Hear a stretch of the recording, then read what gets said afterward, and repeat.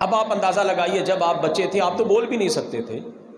وہ حضرات جن کی اب اولاد ہو چکی وہ اس بات کو بخوبی جانتے ہیں. وہ بچہ جو بول نہیں سکتا، وہ بچہ جو کچھ کہہ نہیں سکتا، وہ بچہ جو کچھ مانگ نہیں سکتا، وہ بچہ جو خود حرکت نہیں کر سکتا، کیا ساری ساری رات ماں اس سے باتیں نہیں کرتی؟ ماں کو تو پتا ہے کہ یہ تو میرے ساتھ بات ہی نہیں کر رہا، یہ تو میری بات کا جواب ہی نہیں دے رہا، لیکن محض اس کا دل بہلانے کے لیے کبھی اس کے ساتھ کوئی بات کرتی ہے، کبھی اس کے ساتھ کوئی بات کرتی ہے. تو اب جب والدین اس عمر کو پہنچ جائیں کہ ان کا دل چاہے کہ ان کے بھی دل کو بہلانے والا کوئی بندہ ہو، کوئی شخص ہو، تو پھر آپ ہی تو نظر آتے ہیں گھر کے اندر. ماں باپ کی اولاد کے علاوہ سہارا ہی کون بنتا ہے پھر؟ اور اگر اولاد بھی پشت کر جائے ماں باپ کو اور وہ کسی اور کو اپنے قریب کر لیں تو پھر آپ بتائیے کہ ان کے دل پر کیا گزرتی ہے. رمضان المبارک کی اس آخری جمعۃ الوداع میں ہم سب یہ عہد کریں کہ ہم اپنے ماں باپ کو راضی رکھیں گے انشاءاللہ. جن کے والدین حیات ہیں ان کی قدر کیجئے، ان کی قدر کیجئے اور جنت کمائیے. رسول اللہ صلی اللہ علیہ وسلم کی خدمت اقدس میں ایک اور روایت، نبی علیہ الصلوۃ والسلام نے ارشاد فرمایا، مسلم شریف کی حدیث مبارکہ، حضرت ابو ہریرہ رضی اللہ تعالیٰ عنہ راوی، رغم انفہ رغم انفہ رغم انفہ.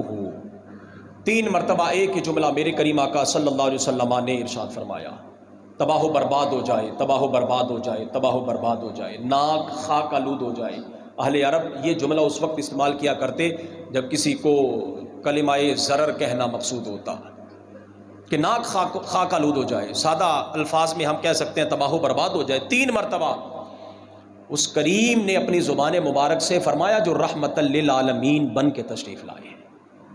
3 مرتبہ ارشاد فرمایا ناک خاک آلود ہو جائے، تباہ و برباد ہو جائے. قیل من یا رسول اللہ صلی اللہ علیہ وسلم، عرض کیا گیا یا رسول اللہ صلی اللہ علیہ وسلم کون بندہ تباہ و برباد ہو جائے جس کے بارے میں آپ 3 مرتبہ یہ جملہ ارشاد فرما رہے ہیں؟ میرے کریم آقا صلی اللہ علیہ وسلم فرماتے قال من ادرک والدیہ عند الکبر احدہما او کلاہما ثم لم يدخل الجنہ او کما قال علیہ الصلوۃ والسلام. آپ نے ارشاد فرمایا تباہ و برباد ہو جائے وہ شخص کہ جس نے اپنے والدین میں سے ایک کو یا دونوں کو بڑھاپے کی عمر میں پایا اور ان کی خدمت کر کے وہ شخص جنت میں داخل نہ ہوا. اب آپ دیکھیے جس جنت کو ہم پتہ نہیں کہاں کہاں تلاش کرتے پھر رہے ہیں.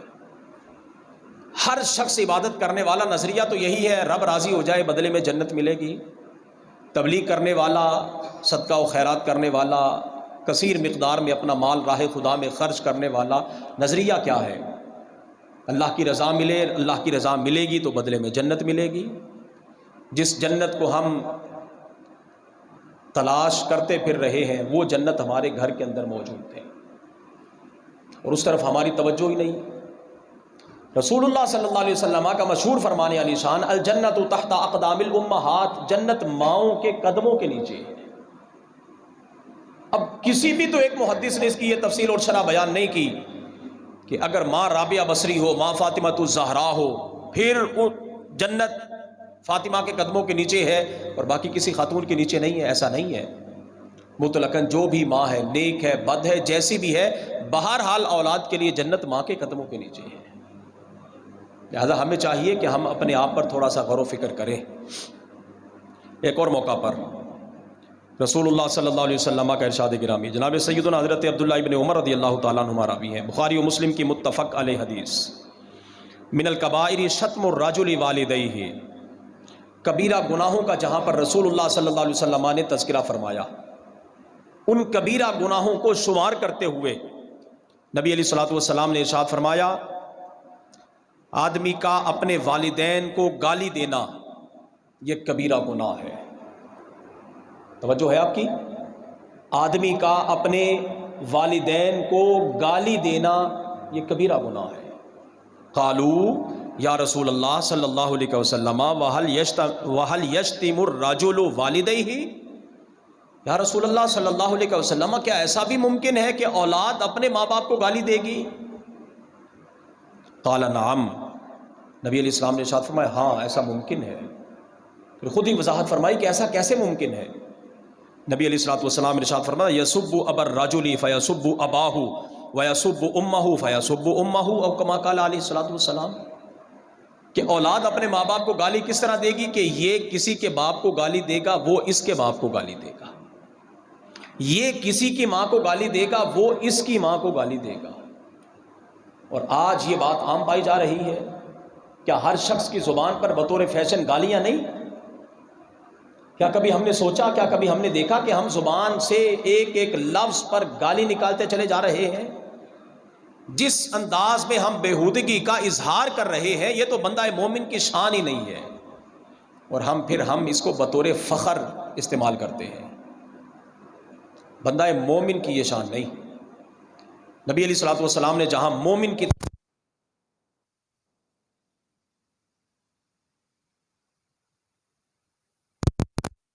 کہ مومن فحش گو نہیں ہوتا، مومن فحش گو بولیے، اب فحش گوئی کا مطلب کیا ہے؟ مومن گالی دینے والا نہیں ہوتا، مومن کسی کو برا بھلا کہنے والا نہیں ہوتا۔ ہمارے معاشرے کے اندر بنیادی طور پر جو دو خرابیاں پائی جا رہی ہیں ان میں سے ایک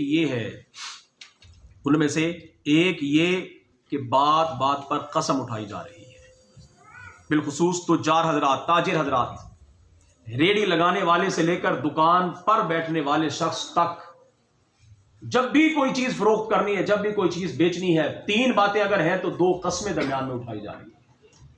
اور میرے اور آپ کے کریم آقا صلی اللہ علیہ وسلم نے جو ہماری حسن معاشرت کے اعتبار سے اس موقع پر رہنمائی فرمائی ہے وہ یہ کہ جھوٹی قسمیں اٹھا کر سودا تو بک جائے گا لیکن برکت ختم ہو جائے گا۔ اور آج کیا ہم دیکھتے نہیں، صبح سے شام تک ایک ریڑھی لگانے والا 5,000 کی اگر سیل کر رہا ہے اور 1,000 اگر اس کو بچت آ رہی ہے، شام کو اسے معلوم نہیں کہ وہ 1,000 گیا کہاں۔ یہ ہم ہر بندہ ہی دیکھتا ہے، اس کو محسوس بھی ہم کر رہے ہیں، اگرچہ ہم غیر فطری اور غیر ارادی طور پر محسوس کر رہے ہیں۔ تو آئیے ہم اس بات کی طرف آئیں، اس بنیادی وجہ کی طرف آئیں کہ جس کی وجہ سے ہمارے مال سے برکت ختم ہو رہی ہے۔ پہلے نمبر پر بے جا قسم اٹھانا ویسے ہی درست نہیں ہے، اور نمبر دو، دوسری جو اہم ترین بات ہے اور بالخصوص جو میرے نوجوانوں کے اندر کثرت سے یہ بات پائی جا رہی ہے، کثرت سے جو بات پائی جا رہی ہے وہ یہ کہ بات بات پر گالی دینا، اس کو فیشن سمجھا جا رہا ہے، اس کو کوئی برا سمجھنے کے لیے تیار ہی نہیں ہے، اور یہ برائیاں معاشرے کے اندر عام شرائط کر چکی ہیں، لہذا گناہ کبیرہ ہے۔ میرے اور آپ کے کریم آقا صلی اللہ علیہ وسلم نے ارشاد فرمایا اگر کوئی بندہ کسی کے باپ کو گالی دے، کوئی بندہ کسی کی ماں کو گالی دے اور وہ بدلے میں اس کے ماں باپ کو گالی دے تو یہ گناہ کبیرہ کا ارتکاب ہوگا، اور گناہ کبیرہ کی سزا بڑی سخت ہے، یہ بات ذہن میں رکھیں۔ ایک اور موقع پر رسول اللہ صلی اللہ علیہ وسلم نے والدین ہی کے حوالے سے ارشاد فرمایا، ایک شخص نبی علیہ السلام کی خدمت اقدس میں حاضر ہوا، اس کہنے لگا یا رسول اللہ صلی اللہ علیہ وسلم جہاد پر جانا چاہتا ہوں، اجازت کر دیں۔ نبی علیہ السلام نے پوچھا کیا تیرے ماں باپ میں سے کوئی زندہ ہے؟ حضور میری ماں یا باپ میں سے ایک زندہ ہے۔ نبی علیہ السلام نے ارشاد فرمایا ان کو جا کر خدمت کر لے، اللہ اسی میں تجھے جہاد کا اجر عطا فرمائے۔ کہاں میدان جہاد میں اپنی جان کا نذرانہ پیش کرنا، کہاں ماں باپ کی خدمت کرنا۔ ہم نے اس کو بالکل ایزیلی لیا ہوا ہے اور بالکل ہماری توجہ نہیں ہے۔ ابھی عید قریب آنے والی ہے، ہمارے گھروں کے اندر ہم جو اپنے ماں باپ کے ساتھ معاملات کرتے ہیں وہ کسی سے ڈھکے چھپے نہیں ہیں۔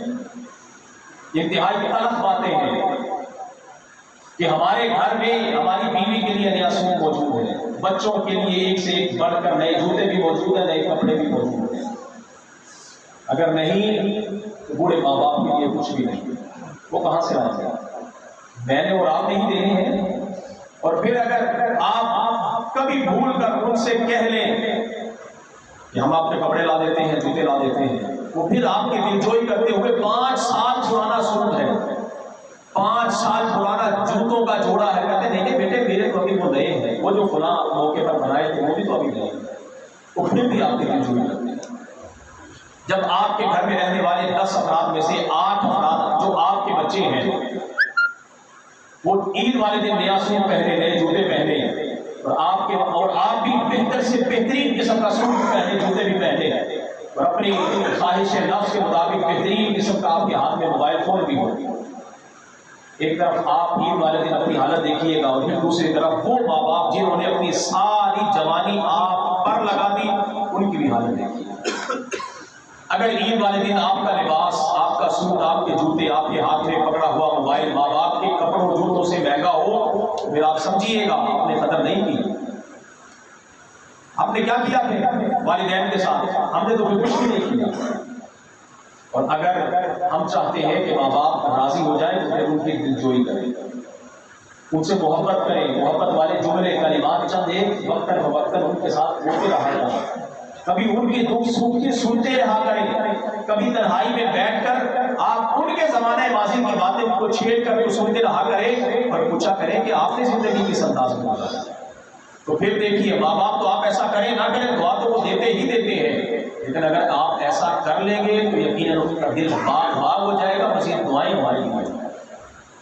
دین اسلام ہمیں جہاں باقی سارے رشتوں کے حقوق کا درس دے رہا ہے، اس کے ساتھ ساتھ ہمیں بالخصوص اللہ تعالیٰ نے قرآن کریم میں متعدد مقامات پر اپنی عبادت کے بعد دوسرے نمبر پر جن کے حقوق کا تذکرہ کیا وہ والدین، اور 5ویں پارے کی آیت مبارکہ کے مطابق تیسرے نمبر پر جن حضرات کے حقوق کو بیان کیا گیا، جن حضرات کے حقوق کو بیان کیا گیا ان میں تیسرے نمبر پر جا کر پڑوسی. آپ جہاں پر رہ رہے ہیں آپ کے ارد گرد دائیں بائیں والے حضرات، آپ کے ہمسائے، آپ کے پڑوسی، وہ آپ کے حسن سلوک کے محتاج ہیں. ایسا نہیں ہونا چاہیے کہ آپ گھر میں داخل ہو تو آپ کے پڑوسی آپ سے پناہ مانگیں، بلکہ ہونا یہ چاہیے کہ رسول اللہ صلی اللہ علیہ وسلم ایسا فرماتے ہیں مسلم شریف کی حدیث مبارکہ، لا یستقیم ایمان العبد حتی یستقیم قلبہ، کہ انسان کسی بھی بندے کا ایمان اس وقت تک درست نہیں ہو سکتا جب تک اس کا دل درست نہیں ہوگا. نبی علیہ السلام نے ارشاد فرمایا ولا یستقیم قلبہ حتی یستقیم لسانہ، کسی بھی بندے کا دل اس وقت تک درست نہیں ہو سکتا جب تک اس کی زبان درست نہیں ہو. اور ولا يدخل المؤمن الجنة حتى يأمن جاره من لسانه او كما قال علیہ الصلوۃ والسلام، اور کوئی بھی مومن اس وقت تک جنت میں داخل نہیں ہو سکتا، کوئی بھی مومن اس وقت تک جنت میں داخل نہیں ہو سکتا کہ جب تک کہ اس کا پڑوسی اس سے امن میں نہیں ہے.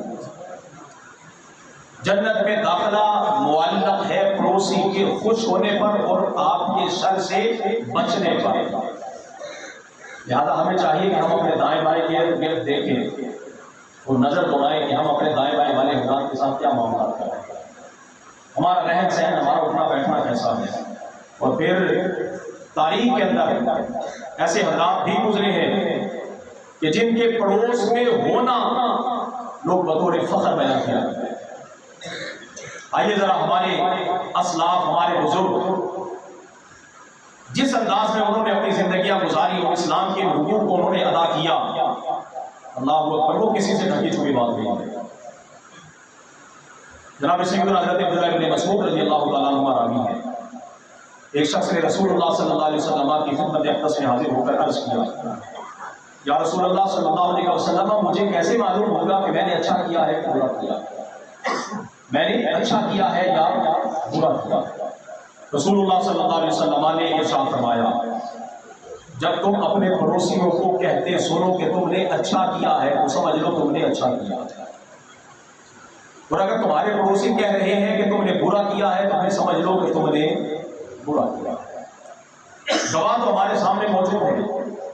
حضرت عائشہ رضی اللہ تعالیٰ عنہ راوی ہیں، نبی علیہ الصلوۃ والسلام نے ارشاد فرمایا اے عائشہ اگر پڑوسی کا کوئی چھوٹا بچہ آ جائے تو اس کے ہاتھ میں کوئی نہ کوئی چیز دے دیا کر، رکھ دیا کر کہ اس سے محبت بڑھتی ہے.